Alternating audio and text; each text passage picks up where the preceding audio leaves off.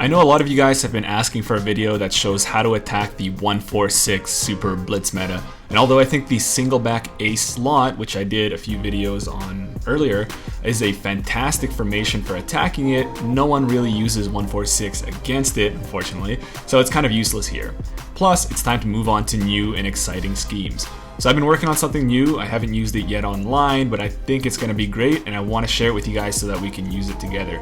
The formation is Empty Saint and allows us to do some really cool things that we can't really do in other formations, particularly with how well it blocks and the options it gives us in attacking space and time, and that'll make sense in a bit.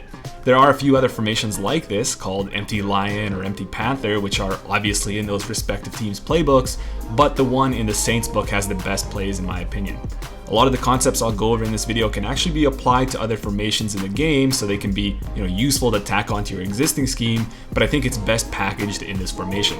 So let's get started with Gun Empty Saint wide receiver corners against DB Sting to Buzz.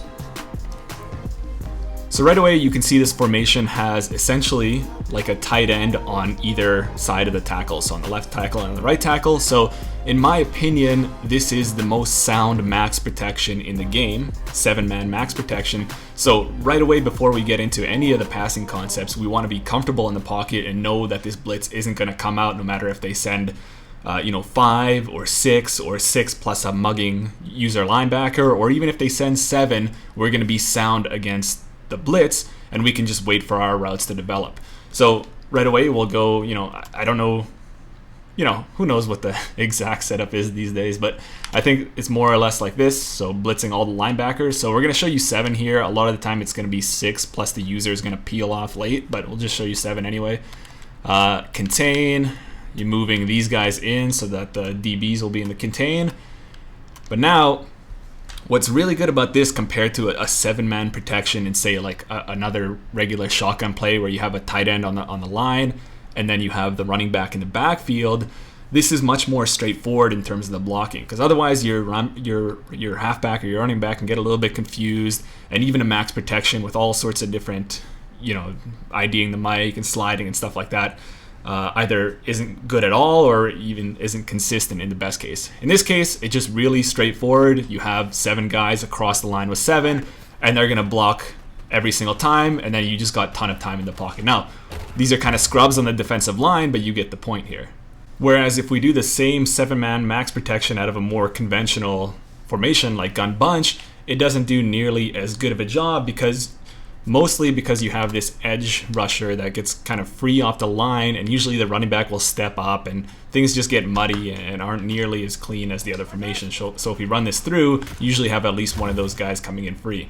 Or for formations where you can only block 6, like this tight offset tight end here, well, the defense only needs to send 6 in that case. So the user can mug that guard for a second and then peel off and cover anything over the middle. And though it's 6 rushers against 6 blockers, usually you'll have at least one of those guys coming in free. But again, with this look, and what's so good about it is that you really don't have to do anything, right? As long as your guys, we'll call them tight ends in this case, as long as they're into block, you don't have to do any sort of IDing or special slide protection or whatever. It's just going to work out for you. So again, if I do the same setup right here, unless I were to bring like an 8th guy, and at that point they're just running engage 8, you're always going to have clean protection across the board, and you're going to be safe to make your throws down the field. So now, the good players, when they're running this stuff, they're not sending 6 or 7 every time. They're mixing it up. Sometimes they're running maybe stock like this, or adding another guy in coverage, going between sending everybody or sending essentially just enough and keeping everybody else in the zone. So what happens if you are blocking max protect every time and then you have 3 routes against 7 zones or 8 zones? You're not really in a good place. But that's where this formation really shines here, is because we have essentially 2 tight ends. They're running backs in this case, we'll get to that, but essentially 2 tight ends that can get these nice check and release or block and release routes that they can stay into block, and then when we need them, we can get them to release and use them in on the route. So this is what I was talking about earlier, where we're essentially attacking time, where if we have less time and more space, i.e. when they're blitzing, we can use the 3 wide receivers we already have on the field. If they are in coverage, well, we have more time but less space, so those three receivers probably aren't going to cut it in most cases, although we'll see the route combinations later in this video that they can. But we can send a second wave of attack with those guys, whether they're check and releasing to the flat or check and releasing vertical. We're going to be golden. So right away we make sure our pass protection's good, then we check for our wide receiver routes, are they good? And then our last resort, we're always going to have those guys underneath to check it off to. And in this case, they're going to be running backs with nice speed, good agility, good movements, so you can cut that upfield and get some yards after the catch. So in terms of personnel, this is very similar to what I kind of always set everything up in. Because this is predominantly a passing attack, your wide receiver should really be loaded with abilities. It doesn't need to be, but it makes things a lot easier. So, your corner specialist, post specialist, out specialist, in specialist, those are going to allow them to get more open against, say, like man coverage if they throw that in, but it'll also help them catch the ball a lot better. And then over here, so just running this stock in normal, you're going to have your running back on the weak side here and a tight end on the strong side, but there is a sub package called base that puts your fullback there. So if you have a halfback like McCaffrey here starting at fullback, then you can have a halfback here and a halfback there. And they don't need to be great blockers because they're blocking the defensive backs who don't have good power moves and finesse moves. And they're going to be on contained rushes anyway, so they don't need to be great blockers. And then, if things aren't open up, we can check it down to them down the field.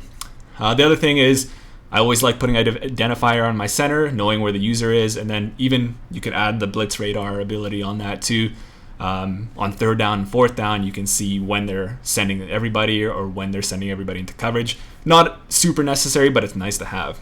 And the last thing before we get into the route combinations is the side of the field. Though this is up to you and it can change throughout the game. Really, the route combinations I'm going to show you are going to work best if you set the strength to the boundary. So the three wide receivers over here into the boundary.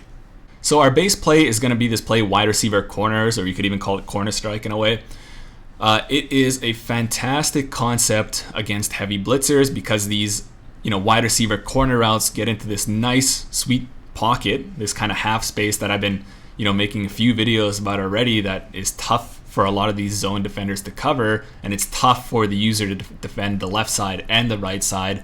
Not to mention that these ones are heading vertical, so we're not just dinking and dunking, we're actually sending vertical routes down the field, and they do a really good job against this stuff. So the first few we're just going to show you against max blitz.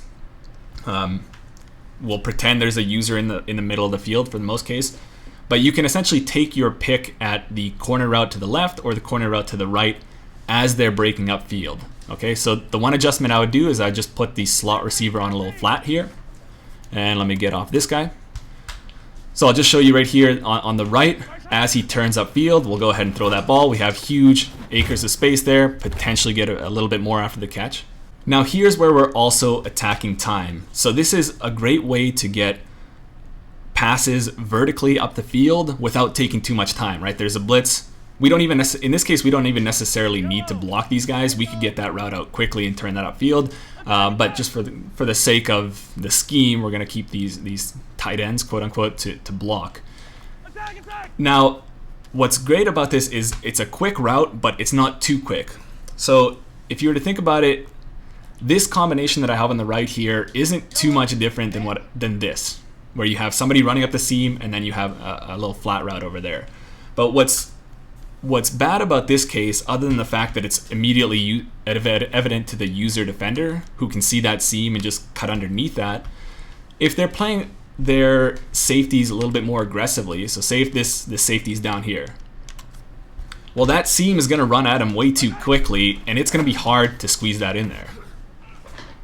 Now, if we were to do the exact same thing, blitzing everybody, bringing the safety way down really aggressively, what's good about this combination is that it gives the safety time to back up and give us space underneath. Okay, so everybody's blitzing, and then you still now have this pocket right here, and you can run that up the field. So much, much better option. And on top of that, it's much less obvious to the user defender. So say if he's on this linebacker right here on the right side, if he immediately sees the slot defender who he's, initially keying on, usually if he goes to the flat, he's not necessarily going to be looking immediately to cover the route from that wide receiver over there. But if you were to hit it a couple times and they start to catch on to what you're doing, they might, after the snap, go out there and try to pick that off. But luckily, we're symmetrical here in some sense, where we can now hit the left side as well.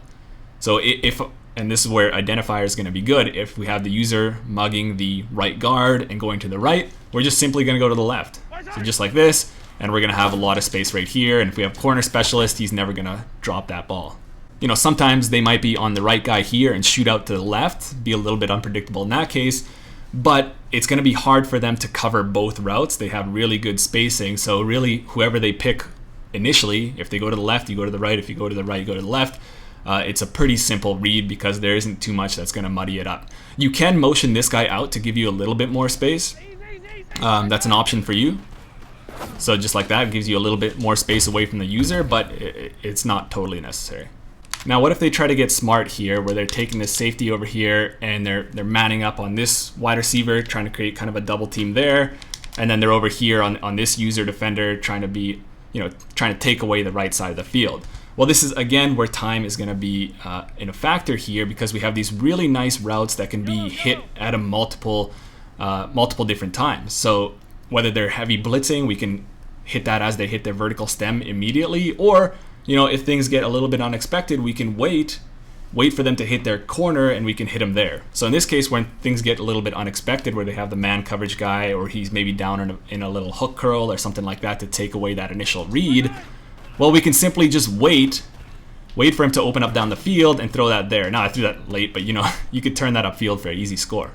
Or what if they're really protecting over the top? So they have the deep half or a deep third from the corner, and then the safety is in man coverage over there, or say if the safety is coming down on a hook curl or something like that to take away the initial route. Well, you can also hit this underneath. So just like that, you can hit that with the low ball down underneath, catch that. Or we have other options. So say if they do the exact same thing here, they're using the cornerback to protect over the top, they have the safety here to cut off that seam. Now, I just showed you there that we can hit that corner route still, but we can also release our running back, check it down to him, and we can get a big chunk of yards just going up the field with him. So right away you can see the multiple levels of this attack. What about the right side? So what about they're using over here? They got the corner route somehow locked down. They're keying on the running back on the left side. Well, you also have the right side too, right? So we have the corner route that we can hit on, say, a hard flat. I'm not going to show you that. Or if the quarterback sinks, we can just hit this check down and get our 5 yards, maybe break a tackle, maybe get more. So that's always a good option too. 5 yards is not a bad thing. And kind of the last piece of the puzzle for this particular play. So we're already sending number 2 on a flat right here just to open up space for that corner on the right side. The other thing that I would do every time is change the the strong side tight end from a block and release to the flat to a block and release fade. So in this case, if really everything to the sidelines is accounted for, we can also check him up the seam and take that up the field vertically. So you can really see how this is all fundamentally based off of fantastic blocking, some good initial reads up the field, and perhaps letting those develop even further depending on what we see, and then kind of a last wave of attack that'll really make things tough for our opponent.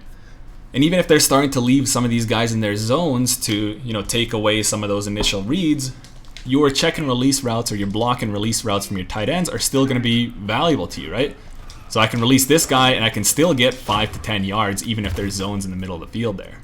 You just, of course, always want to watch out for the user. So if he's on the left side, you'd probably look to check the tight end on the right side. If he's on the right side, check the guy on the left side. So it might take a little bit of time getting used to in terms of getting more intuitive with it, but I think the potential is really there. The other thing is the corner here on the left side is actually a great option even with the zones in place, because those zones are mugging those offensive linemen, and you can get over the top of them right here and just throw that inside and catch that ball 15 yards down the field. And although we're about to get into other plays, we can still get creative with this one here, right? We can put a drag from number 2, a dig from number 1. So if the user follows the drag, we hit the dig. If he abandons the drag, well, we got speedy guy in space right here. Pass lead him, try to turn the corner there. We can get 9 yards or so easily. So the other plays I won't go into too deeply, but you got some really nice stuff. You have this play flood wheel. The wheel route from the running back on the left here is actually pretty nice, but I would just go ahead and do the same thing, put him on the block and the release, make sure that we're always sound against the blitz, and then we can look to use those guys later if we need them. This out route from Hill here is going to do a great job against soft squats. So the vertical route is going to push him back, and then we can just hit that 10-yard out route right underneath for easy 9 yards every single time. And again, we have options to the left and to the right. So again, if our user's over here trying to take away that out route, or over here in this case, though it probably won't shake out exactly like that, but we have this nice 15-yard dig on the left side, which I showed you in one of my previous videos, really gets open against every coverage. So against zone, he's going to get past those linebackers and underneath the safeties. And against man, if he has that in specialist, he's going to get open too. So you see in this case, we just throw that there, nice little pocket, get our 20 yards.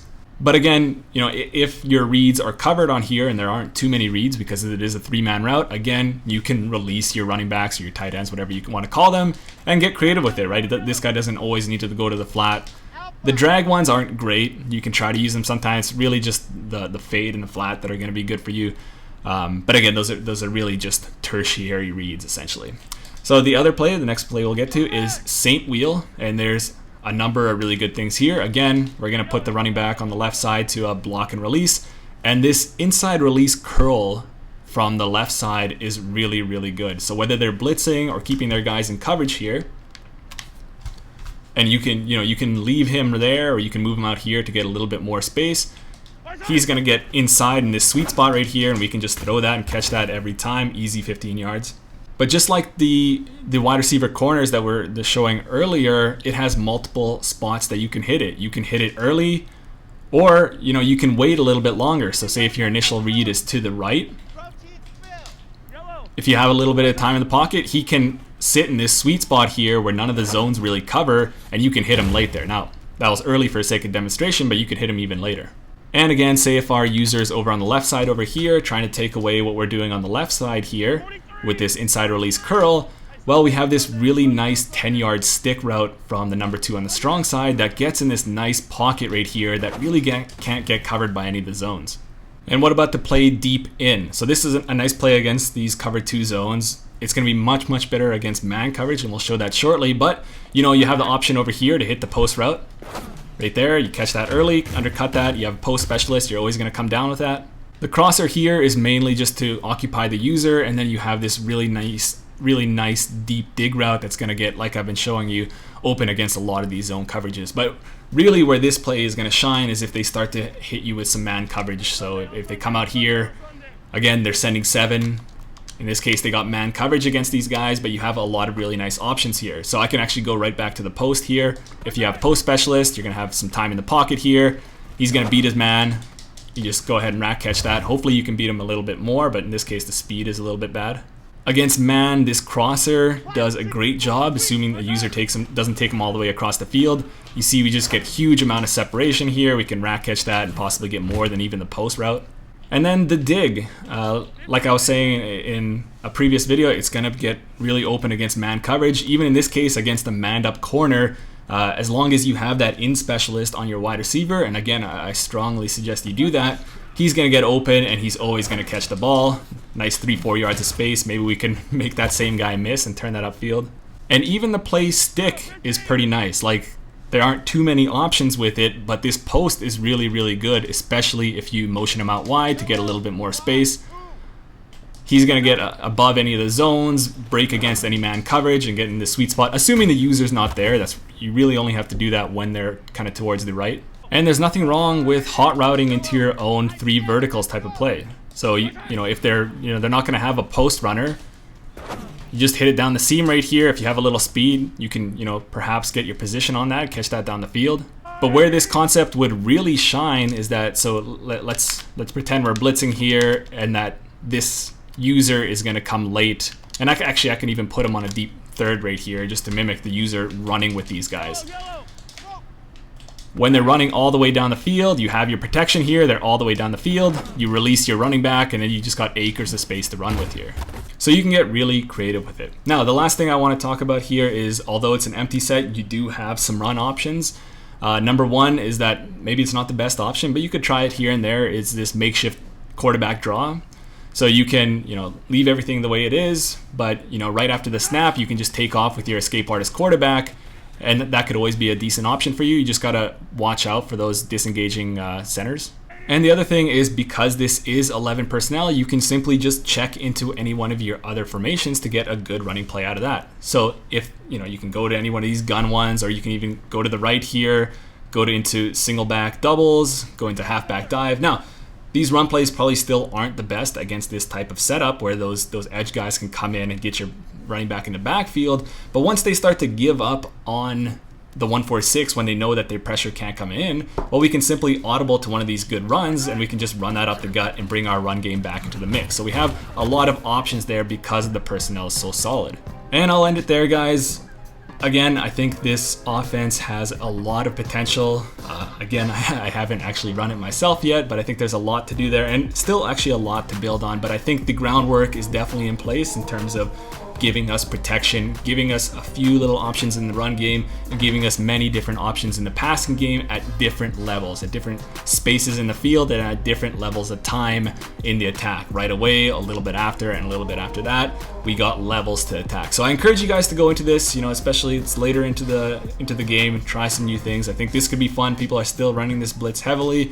If you want to be effective in that, I think this is going to be the way to go. Other than that, guys, I'll see you guys in the next one.